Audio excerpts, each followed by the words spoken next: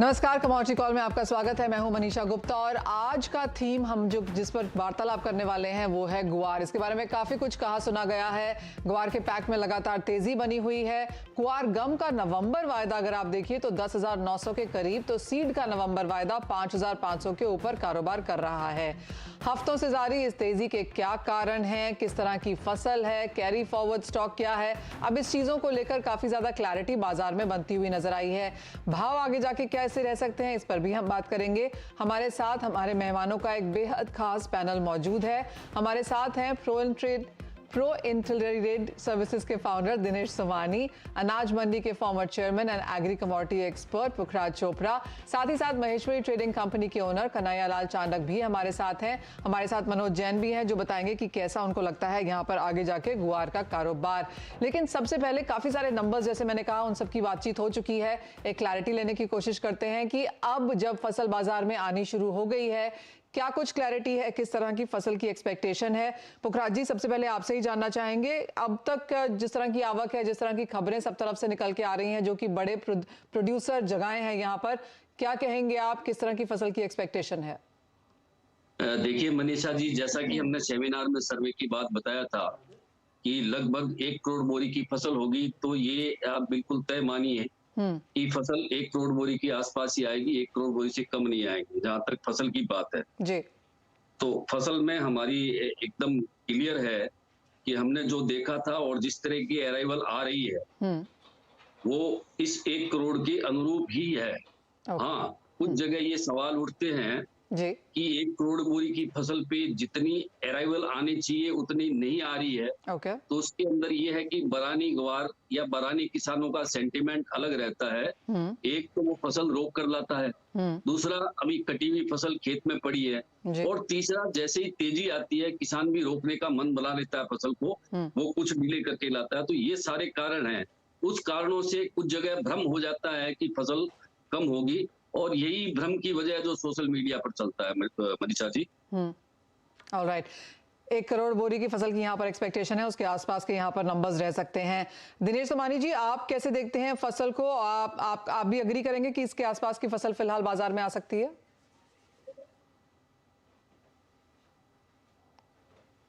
दिनेश जी, आपको आवाज आ रही है? आपको क्या लगता है कैसी फसल रह सकती है? बिल्कुल, जो पुखराज जी ने कहा मैं उससे पूर्ण रूप सहमत हूँ। 1 करोड़ की फसल तो लगभग आना तय है, बट बाजारों में जैसे आप देखो 4550 की गुआर 5550 5600 बिक गई है। 1000 रुपए की तेजी आने के बाद किसान जो है ये माल की आवक रोक लेता है, और इसी कारण बाजारों में तेजी की फ्यूल रैली और ज्यादा बढ़ जाती है। ओके, तो यानी कि 1 करोड़ की फसल आपको भी लगता है दिनेश जी आएगी। और कन्हैया लाल जी, आप कैसे देखते हैं फसल, आपके क्या नंबर्स हैं? मनीषा जी नमस्कार जी। इस साल क्रॉप मेरी शुरू में 80 से 85 लाख थी, और क्रॉप ये फल फाल कम लगने से अब 70 लाख की क्रॉप मानता हूं मैं। ओके, हेलो जी जी, आपकी आवाज मुझे आ रही है। आप कह रहे हैं कि बुआई तो यहाँ पर अच्छी हुई, लेकिन उतारा यहाँ पर कम है, यानी कि यील्ड कम है। उतारा कम है, 70 लाख क्रॉप मैं मानता हूँ। उतारे कम के कारण सामने डिमांड आज की तारीख में डिमांड 1.25 से 1.5 करोड़ की है सालाना। इससे 10 से 15% इस साल डिमांड बढ़ेगी, और ये क्रॉप साइज बहुत कम है, पूरा साल ऐसा रहेगा। ओके, तो फसल में तो यहाँ पर 70 लाख नीचे में, और ऊपर में अभी भी 100 लाख बोरी के हिसाब से माना जा रहा है। लेकिन मांग की अब यहाँ पर बात कर लेते हैं, और कन्हैया लाल जी ने तो कहा भी कि 10 से 15% मांग इस बार यहाँ पर ज्यादा रह सकती है। पुखराज जी, दूसरी चीज वही है कि पिछले साल का कैरी फॉरवर्ड क्या था, और इस बार की मांग डिमांड ग्रोथ आप किस तरह से देखते हैं? देखिए 2020-21 में 2,46,000 टन निर्यात हुआ था, और 2021-22 में ये 3,17,000 के आसपास इसका निर्यात हुआ जी। और उम्मीद करते हैं कि इस बार 3,30,000 के आसपास निर्यात होगा। ये कल्पनाओं पे है, हम भी उम्मीद करते हैं कि 3,30,000 के आसपास इसका निर्यात होगा। ओके। और जहां तक पुराने स्टॉक की बात है, लगभग गवार और गम मिला के तो 70 लाख बोरी का गवार कैरी ओवर है, मतलब स्टॉक है। तो कुल मिलाकर जहां तक उपलब्धता की बात है, 1 करोड़ की फसल और 70 लाख की उपलब्धता, 1 करोड़ 70 लाख है। और जहां तक खपत की बात है, 1 करोड़ 25 लाख की खपत है। तो ऐसे में मनीषा जी, राजस्थान के किसानों के साथ राजस्थान के व्यापारी और मिलरों में भी स्टॉक करने की कैपेसिटी है, स्टॉक करने की क्षमता है और लंबे समय तक स्टॉक कर लेते हैं, क्योंकि ये कमोडिटी लगभग 10 साल 12 साल 13 साल तक ये खराब नहीं होती, ऐसा अनुभव किया गया है जी। तो इसके अंदर जो स्टॉक कैपेसिटी है उसके बारे में अंदाज नहीं लगाया जा सकता। राजस्थान में एक वक्त 2.5 करोड़ बोरी फसल का स्टॉक हो गया था जी। जिसकी कल्पना नहीं थी। यानी इसका मतलब ये हुआ कि स्टॉक की कैपेसिटी है राजस्थान की जी। आपका शो जब शुरू हुआ और आपने जो सवाल पूछा था कि नवंबर 5500 से ऊपर अभी कारोबार कर रहा है जी। तो देखिए इसमें सट्टे की प्रवृत्ति मनीषा जी बहुत जोरदार है। जब आप वो कर रही थी तब भाव कुछ और था और अभी भाव कुछ और है। यानी ये 5609 रुपए ऊपर में गया, अभी 5440 के भाव थे, अब शायद 5460 के आसपास के भाव है। तो बिना किसी फंडामेंटल ग्राउंड के, बिना किसी वजह से ऐसी इस तरह की तेजी मंदी है वो बन रही है और बनेगी ये, क्योंकि हमेशा से ये माना गया है कि ग्वार सट्टे की कमोडिटी है और ये आज से नहीं है, ये लगभग 100-150 साल से सट्टे की कमोडिटी है। तब इसका ग्वार का सट्टा है जो छोटे शहरों में खूब हुआ करता था और आज भी वही चलन है, इसीलिए इंडेक्स में भी वॉल्यूम ग्वार का ज्यादा है तो इसके अंदर सट्टा प्रवृत्ति भी कायम रहेगी। हाँ, संगठन जिस तरह से मनीषा जी इसकी डिमांड बढ़ेगी इसके भाव अपने आप बढ़ते जाएंगे, पर वो जैसे डिमांड बढ़ेगी वैसे भाव बढ़ेंगे, जैसे एक्सपोर्टर चुप होंगे वैसे ही तुरंत भाव घटेंगे। मतलब ये तुरंत रिएक्ट करता है बाजार ग्वार। ऑलराइट, ठीक है। तो ये 3-4 फिगर्स यहाँ पे हमारे सामने साफ हुई हैं कि ग्वार की इस बार की फसल 1 करोड़ की है, 70 लाख का कैरी फॉरवर्ड है, तो 1.7 यहाँ पर फसल है, 1.25 की डिमांड है। आप कैसे देखते हैं इसे कन्हैया लाल जी? आपके टोटल नंबर्स यहाँ पर अब क्या स्टैकअप होते हैं? इस साल फसल 70 लाख है, जो 1.25 करोड़ 1.5 करोड़ बोलने वाले हैं उनको डबल ग्लास के चश्मे चढ़े हुए हैं और कैरी स्टॉक 70 लाख 75 लाख है। मैं इस साल खपत 1.5 करोड़ की मानता हूँ। फसल क्रॉप इस साल 70 से 75 लाख, पहले शुरुआत में मैंने सेमिनार में भी 80 लाख बोली थी, फिर उतारा कम होने के कारण मैं 70 लाख पे आ गया और 70 लाख क्रॉप होगी। अब कोई करोड़ कहे तो 1.25 करोड़ कहे, सब अपने अपने विचार है। ऑफ कोर्स जी हाँ, बहुत ही फ्रेगमेंटेड मार्केट। सबसे हाँ जी मनीषा जी, सबसे अच्छी बात इसमें बढ़िया है, पूरा साल ही लेके व्यापार करने का है। ये साल अलग है क्योंकि 10 साल से न्यूनतम स्टॉक हो गया है कैरी स्टॉक। 10 साल से न्यूनतम स्टॉक हुआ है कैरी स्टॉक और किसानों को भी लग गया कि अब ये क्रॉप कम होने के कारण किसान भी रोक रहा है, अरावल नहीं बढ़ रही है और इसमें डिमांड भी अच्छी है। डिमांड गत साल से 20% ज्यादा रहेगी। ओके दिनेश जी, आप कैसे देखते हैं? आप यहाँ पर एक टाई ब्रेकर के हिसाब से हैं, लेकिन आपने फसल यहाँ पर करोड़ के आसपास करी है, कैरी फॉरवर्ड हम समझते हैं कि 70-75 लाख है, उसके ऊपर सभी यहाँ पर एग्री करते हैं।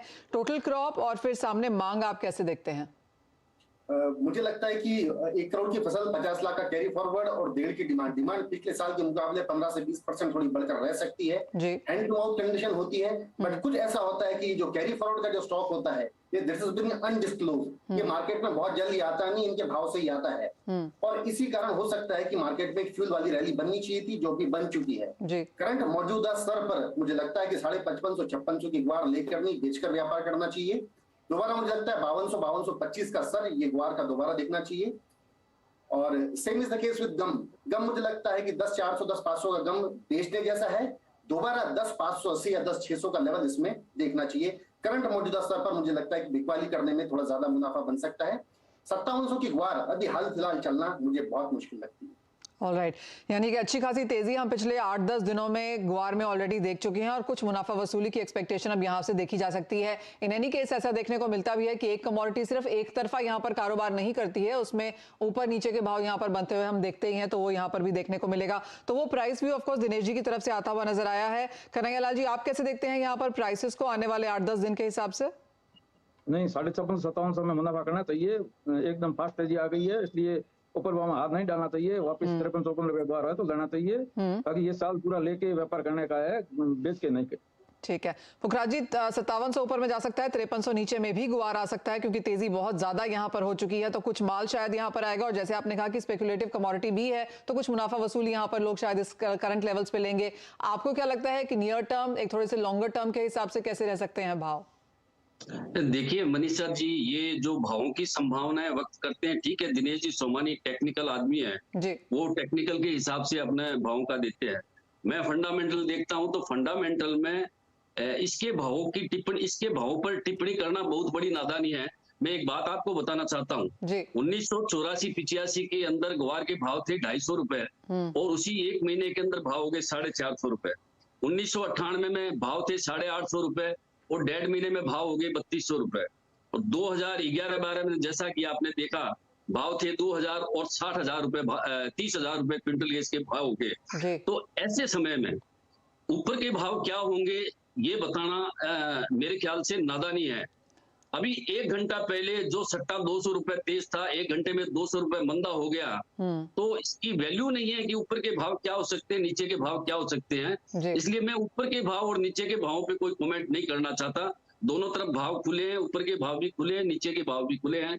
किसी को ये लगता हो कि इन भावों पे बढ़ेगा नहीं, तो उसे हमेशा ये याद रखना चाहिए 1984, 1998 और ये 2011-12। जी मनीषा जी, एब्सोल्युटली वो साल हमने सबने यहाँ पर देखे हैं। और गुआ जैसे आपने कहा भी एक बहुत ज्यादा स्पेकुलेटिव कमोडिटी के तौर पर, स्पेकुलेटिव भी क्या वॉलेटाइल कमोडिटी के तौर पर यहाँ पर भाव करती हुई नजर आई है।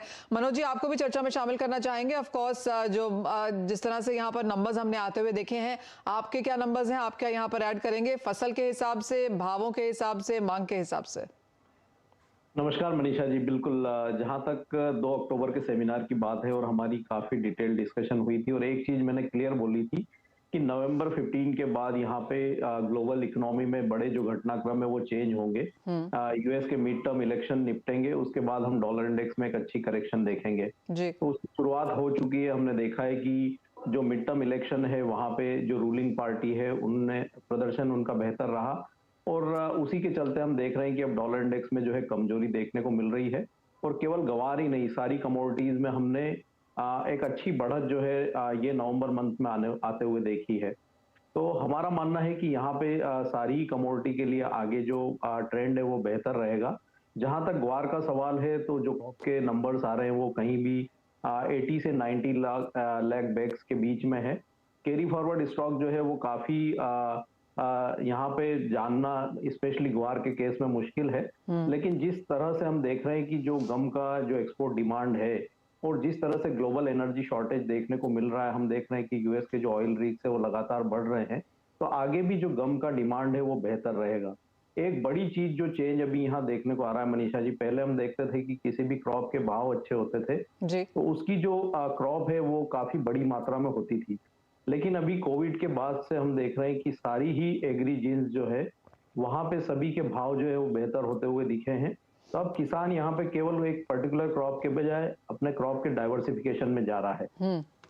तो इसलिए यहाँ पे उत्पादन किसी भी कमोडिटी का बम्पर रहेगा ऐसा कहना बहुत ही मुश्किल है और उसका फायदा यहाँ पे ग्वार को साफ तौर पर मिल रहा है। तो ये साल में उत्पादन और कैरी फॉरवर्ड के कंपेरिजन में जो डिमांड है वो ज्यादा है, तो भाव पूरे साल बेहतर ही रहेंगे। अभी इमीडिएट जो टारगेट हमने देखे थे ग्वार सीड के वो 5,600 और ग्वार गम के 11,300 के आसपास थे जो कि लगभग हासिल हुए हैं। तो अब यहाँ पे एक अच्छी तेजी के बाद शॉर्ट टर्म में थोड़े करेक्शंस देखने को मिल सकते हैं, लेकिन इसका मतलब ये नहीं है कि यहाँ पे शॉर्ट सेल करके व्यापार करना चाहिए, क्योंकि ये थोड़ा शॉर्टेज वाला कमोडिटी है और एक्सपोर्ट डिमांड बेहतर है। तो यहाँ पे शॉर्ट सेल की सलाह नहीं रहेगी। एक अच्छी तेजी के बाद कहीं भी करेक्शन आए, ग्वार सीड की अगर मैं बात करूं तो 5,100 5,200 के जो लेवल्स है वो वापस से एंट्री करने के लिए अच्छे लेवल होंगे। वहीं ग्वार गम अगर दिसंबर कॉन्ट्रैक्ट की बात करें तो 10,500 के आसपास के जो स्तर हैं वो वापस री एंट्री के लिए अच्छे स्तर होंगे। तो शॉर्ट सेल से बचे, बाय ऑन डिप्स की रणनीति बना के रखें।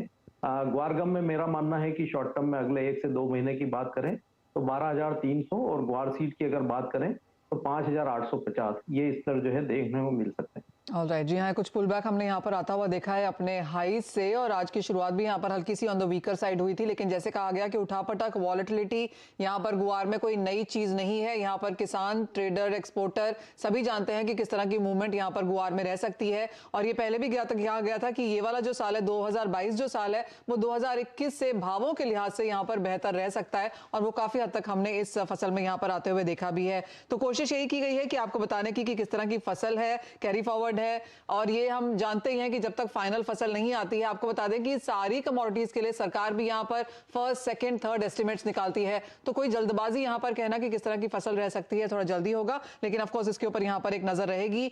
मांग अच्छी मानी जा रही है, एक्सपोर्ट्स यहाँ पर अच्छे माने जा रहे हैं, तो उन सब चीजों का फायदा यहाँ पर हमने गुआर में ऑलरेडी आते हुए देखा ही है।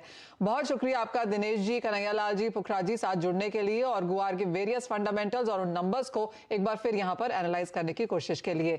इसी के साथ एक ब्रेक के लिए रुकेंगे, लेकिन जब लौटेंगे तो बात यहाँ पर कच्चे तेल की करेंगे। गुआर का तो एक बड़ा संबंध यहाँ पर कच्चे तेल के साथ है ही, लेकिन द होल फैक्ट कि इंडिया यहाँ पर अपनी 80% रिक्वायरमेंट कच्चे तेल की इंपोर्ट भी करता है, इन दोनों ही पैरामीटर्स पे अपने एनालिस्ट से बात करेंगे। हमारे साथ अब जुड़े हैं एसएसजी फाइनेंस एंड सिक्योरिटीज के प्रियांक उपाध्याय और पृथ्वी फिनमार्ट के मनोज कुमार जैन तो हमारे साथ हैं ही। बात अब यहाँ पर कच्चे तेल पर करेंगे और सबसे पहले प्रियांक आपका व्यू यहाँ पर लेना चाहेंगे, क्योंकि 90 से 80 मोर स्पेसिफिकली कहें तो 91 से 98 के बीच में कच्चा तेल अब थोड़ा अटकता हुआ नजर आया है। कैसे देखते हैं फर्स्ट ऑफ ऑल इस रेंज को आप? देखिए मनीषा जी, जो कच्चे तेल में हमने एक प्राइस मूवमेंट देखा है, मोर और लेस एक दायरे में कंसोलिडेट हो रहा है। अभी फिलहाल हम lower end of the range में है। अभी 85 के आसपास ट्रेड्स हो रहे हैं WTI में। मेरे हिसाब से 84 से लेके 82 ये एक डाउन साइड में एक सपोर्ट का रेंज है। ऑन द हायर साइड की अगर मैं बात करूं तो 90 से लेके 92 ये एक हायर साइड रेंज है। मुझे लगता है कि in very short term perspective यहाँ से अगर मैं 1 से 10 दिन की बात करूं तो यहाँ से लोअर एंड से मुझे लगता है कि एक बाउंस बैक अगेन टुवर्ड्स 90 हम एक्सपेक्ट कर सकते हैं।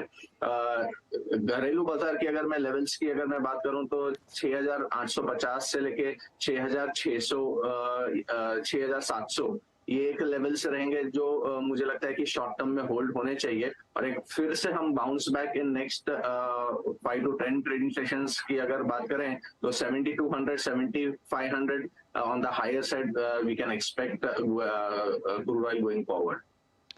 ऑलराइट, यानी कि खरीदारी का यहाँ पर ट्रेड करना चाहिए, सपोर्ट लेवल्स यहाँ पर आगे बरकरार रह सकते हैं। मनोज जी, आपका क्या व्यू है, कैसे देखते हैं आप क्रूड प्राइसेस को? क्रूड ऑयल यहाँ पे एक रेंज बाउंड ही लग रहा है मनीषा जी। हम अगर WTI की बात करें तो $82 के जो सपोर्ट्स लेवल है हमने पहले भी होल्ड होते हुए देखे थे और यहाँ पे अभी भी जो है $82 WTI के लिए महत्वपूर्ण सपोर्ट रहेंगे। $90 यहाँ रेजिस्टेंस बना हुआ है, तो उस लिहाज से अगर हम MCX प्राइसेस की बात करें तो 6600 पर यहाँ पे काफी अच्छे सपोर्ट्स है और 7200 7250 ये एक रेजिस्टेंस जोन बना हुआ है। तो अभी दायरे में यहाँ पे कच्चा तेल बना हुआ है, रेंज में प्ले कर सकते हैं। मेरा मानना है कि बाइंग के लिए थोड़ा वेट करना चाहिए, कहीं भी 6750 से 6800 के बीच में अगर भाव आए तो वहां पे फिर बाइंग की रणनीति बना सकते हैं। और ऊपर में 7200 ये रेजिस्टेंस जोन है, तो वो लेवल के आसपास जब भी भाव मिले तो मुनाफा वसूली करते रहें, तो रेंज में यहाँ पे प्ले किया जाता है। ऑलराइट, तो रेंज का आपको फायदा उठाना है। नेचुरल गैस की अब यहाँ पर बात कर लेते हैं। यहाँ पर भी कुछ मुनाफा वसूली देखने को मिली है। यहाँ पर वॉलेटिलिटी ऑफ कोर्स काफी ज्यादा है। कल यहाँ पर अच्छी खासी बढ़त थी, लेकिन सस्टेन होते हुए नजर नहीं आई है। प्रियांक, यहाँ पर क्या व्यू है? देखिए, नेचुरल गैस प्राइसेस में भी हमने लास्ट वीक भी डिस्कस किया था। जो रिबाउंड हमने देखा 403 और लेवल से 600 तक का, और वहां से अभी ये रिट्रेसमेंट हो रहा है। मेरे हिसाब से 460 470 ये एक स्ट्रॉन्ग सपोर्ट्स है। तो जब तक 460 470 होल्ड करता है, मुझे लगता है फिर से एक बाउंस बैक हम टुवर्ड्स 540 550 एक्सपेक्ट कर सकते हैं। तो नेचुरल गैस में मेरी सलाह रहेगी कि अराउंड 485 के आसपास बाई किया जा सकता है। 460 के नीचे का एक स्टॉप लॉस रहेगा और 530 550 के जोन्स टारगेट जोन्स रहेंगे। ऑलराइट, तो एनर्जी पैक पे हमारा डिस्कशन है, जहां पर खरीदारी की ही राय है, चाहे वो नेचुरल गैस हो या फिर क्रूड ऑयल प्राइसेस। आपको इन करंट लेवल्स पे बाय करके चलना है। स्ट्रैटेजीज आपके सामने स्क्रीन पे दी हुई हैं, स्टॉप लॉसेस का ध्यान यहां पर जरूर रखें। लेकिन इसी के साथ प्रियांक, मनोज जी, बहुत शुक्रिया साथ जुड़ने के लिए। मुझे भी दीजिए इजाजत, ब्रेक के बाद लेकर आएंगे आवाज समाचार।